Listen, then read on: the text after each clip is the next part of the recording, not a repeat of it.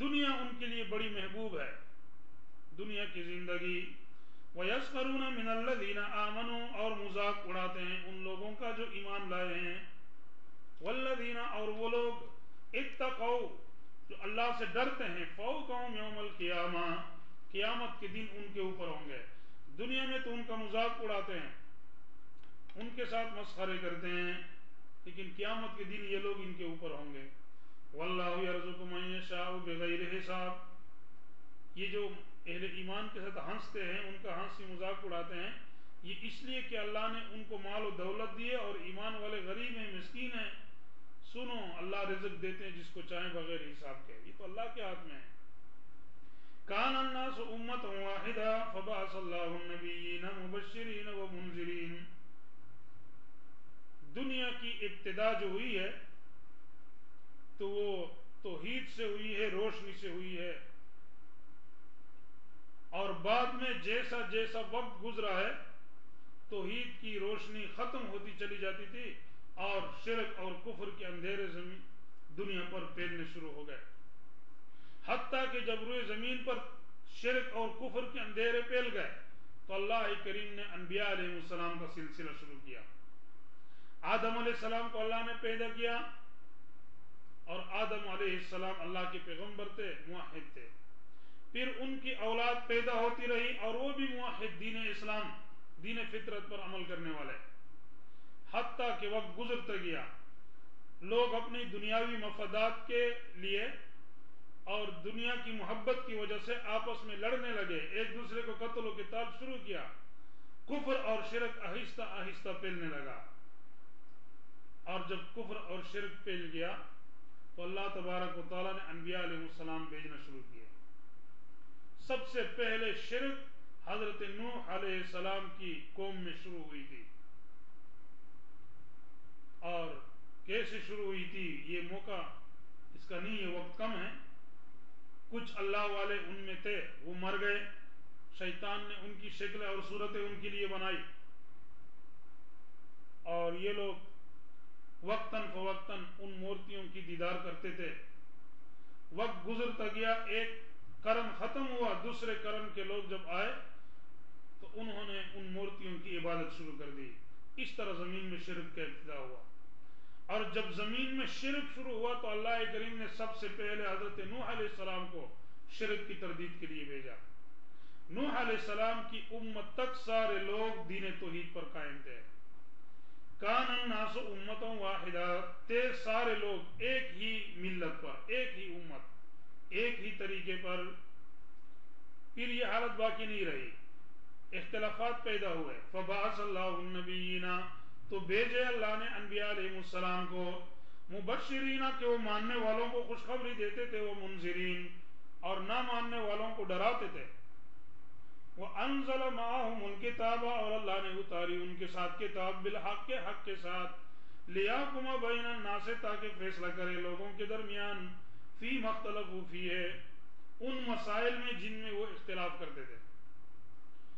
وَمَا اخْتَلَفَ فِيهِ إِلَّا الَّذِينَ أُوتُوهُ مِن بَعْدِ مَا جَاءَتْهُمُ الْبَيِّنَاتُ، یہ جو لوگوں نے دین حق سے اختلاف کیا، اس کی وجہ یہ نہیں تھی کہ ان کو معلوم نہیں تھا، وہ جانتے تھے، معلوم تھا، لیکن ضد اور عناد کے بنا پر انہوں نے آپس میں اختلاف کیا، اللہ کی دین سے ہٹ گئے۔ فرمایا مختلف فیہ، اور نہیں اختلاف کیا اس دین میں، الا الذین، مگر ان لوگوں نے، اوتوہ، جن کو دی گئی تھی یہ کتاب، من بعد ما جاءتهم البینات، بعد اس کے کہ آئی ان کے پاس واضح دلائل، بغیا بینہم، آپس میں ضد کے بنا پر۔ فہد اللہ الذین آمنوا، تو اللہ نے ہدایت کر دی، انبیاء بھیج دیے، انبیاء کے بعثت کے بعد ایمان والوں کو تو اللہ نے سیدھا راستہ دکھلا دیا، اور جو لوگ انبیاء کی تکذیب کرنے لگے وہ گمراہی اور کفر اور شرک میں پڑے رہے۔ فہد اللہ، پس اللہ نے رہنمائی کی ان لوگوں کو جو ایمان لائے ہیں ان مسائل میں جن میں وہ اختلاف کرتے تھے، حق میں سے، اللہ اپنے باذن ہی، اپنے حکم سے۔ واللہ یہدی من یشاء الی صراط مستقیم، اور اللہ ہدایت کرتے ہیں جس کو چاہے سیدھے راستے کی طرف۔ ام حسبتم ان تدخلوا الجنة ولما یأتکم مثل الذین خلوا من قبلکم، کیا تمہارا یہ خیال ہے کہ تم جنت میں داخل کیے جاؤ گے؟ وَلَمَّا يَأْتِكُم مَّثَلُ الَّذِينَ، اور ابھی تک نہیں آیا ہے تمہارے پاس حالات ان لوگوں کا خَلَوْا مِن قَبْلِكُم، جو تم سے پہلے گزری ہے۔ اوپر کی آیتوں میں یہ بات پوری تفصیل کے ساتھ بیان ہوئی ہے، اور پہلے بھی اس کا ذکر آیا تھا کہ دعوت حق دینا یہ ایک مومن کی فریضہ ہے۔ اب جب دعوت حق کا فریضہ انجام دیں گے تو یہ راستہ بڑا کٹن ہے، بڑا مشکل ہے۔ اس راستے میں امتحانات آئیں گے، تکلیفات آئیں گے، مصائب آئیں گے، پریشانیاں آئیں گی، لیکن ایک داعی حق ان تمام مصائب کو صبر اور استقامت کے ساتھ برداشت کرتا ہے۔ اللہ کریم اسی کا ذکر کرتے ہیں کہ کیا تمہارا یہ خیال ہے، ام حسبتم، کیا تمہارا خیال ہے، ان تدخلوا الجنت، کہ تم جنت میں داخل کیے جاؤ گے، جنت میں داخل ہو جاؤ گے اور دنیا میں تم پر کوئی امتحان نہیں آئے گا۔ وَلَمَّا يَأْتِكُم مَّثَلُ الَّذِينَ، اور نہیں آئے گا تمہارے پاس حالات ان لوگوں کا جو تم سے پہلے گزرے ہیں۔ ان کے حالات کیا تھے؟ مَسَّتْهُمُ الْبَأْسَاءُ وَالضَّرَّاءُ، ان کو پہنچی تھی تکلیفیں اور مصیبتیں، وَزُلْزِلُوا، اور ہلا مارے گئے تھے، ہلا گئے تھے، خوب ہل گئے تھے، حتیٰ یہاں تک یقولا، کہ کہنے لگے، الرسول، و پیغمبر، وقت کا پیغمبر بھی پکار اٹھتے، والذین آمنوا، اور وہ لوگ جو ایمان لائے ہیں، معہ، ان کے ساتھ، متی نصر اللہ، کب آئے گی اللہ کی مدد۔ ان انبیاء علیہ السلام اور مومنین پر امتحانات اس قدر شدید ہو جاتے کہ وقت کا پیغمبر بھی اور ایمان والے بھی پکار اٹھتے کہ یا اللہ وہ مدد کب آئے گی۔ اللہ، آگاہ ہو جاؤ، ان نصر اللہ قریب، بے شک اللہ کی مدد قریب ہے۔ یسألونک ماذا ینفقون، پوچھتے ہیں آپ سے کہ کیا خرچ کریں اللہ کے راستے میں۔ یہ وہ دوسرا مضمون ہے، انفاق فی سبیل اللہ، اللہ کے راستے میں مال خرچ کرنا۔ رسول اللہ صلی اللہ علیہ وسلم سے لوگوں نے پوچھا کہ ہم کیا چیز خرچ کریں؟ اللہ کریم نے جواب دیا، یہ نہ پوچھو کیا چیز خرچ کرے، وہ تو جو بھی تمہاری طاقت میں ہے وہ خرچ کرو، لیکن کن کو دو؟ تمہارے صدقات اور خیرات کے حقدار کون ہیں، مستحقین صدقات کون ہیں؟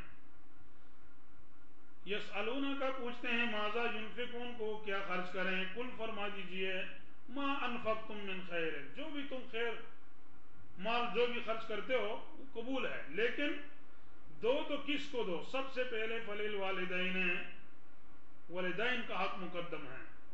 سب سے پہلے مال خرچ کرتے ہو تو اپنے ماں باپ پر خرچ کرو، اپنے والدین پر خرچ کرو، ان کی ضروریات کا خیال رکھو، اور والدین اگر کمانے سے عاجز ہیں تو ان کا نفقہ بچے اولاد پر واجب ہے، ان کی ضروریات کا خیال رکھنا اولاد پر واجب ہے۔ والاقربین، دوسرے نمبر پر رشتہ دار، رشتہ دار میں جتنا زیادہ قریبی رشتہ دار ہے اتنا ہی وہ سب سے پہلے آپ کے صدقے کا حقدار ہے۔ یہ نہیں کہ اپنے بھائی، اپنے بھتیجے، اپنے رشتہ دار، ان کو تو کھانے کی کچھ دستیاب نہیں ہے لیکن دوسرے لوگوں کے ساتھ ہزاروں روپے مدد اور تعاون کیا جا رہا ہے۔ یہ روش دین کا روش نہیں ہے، یہ طریقہ دین کا طریقہ نہیں ہے۔ سب سے پہلے رشتہ داروں کا حق ہے، تیسرے نمبر پر والیتامى، یتیموں کے ساتھ، چوتھے نمبر پر والمساکین، اور پانچویں نمبر پر وابن السبیل، مسافر۔ پہلے اس کا ذکر آیا ہے، وما تفعلوا من خیر فإن اللہ بہ علیم، جو کچھ بھی تم نیک عمل کرو گے تو اللہ کو معلوم ہے۔ کتب علیکم القتال وہو کرہ لکم، فرض کیا گیا ہے تم پر قتال، دشمنوں کے ساتھ لڑنا، کافروں کے ساتھ لڑنا۔ اور یہ بات میں نے عرض کر دی تھی کہ جہاد، قتال فی سبیل اللہ، یہ اسلامی نظام حکومت کا فرض ہے کہ وہ اقدامی قتال کا بھی انتظام کر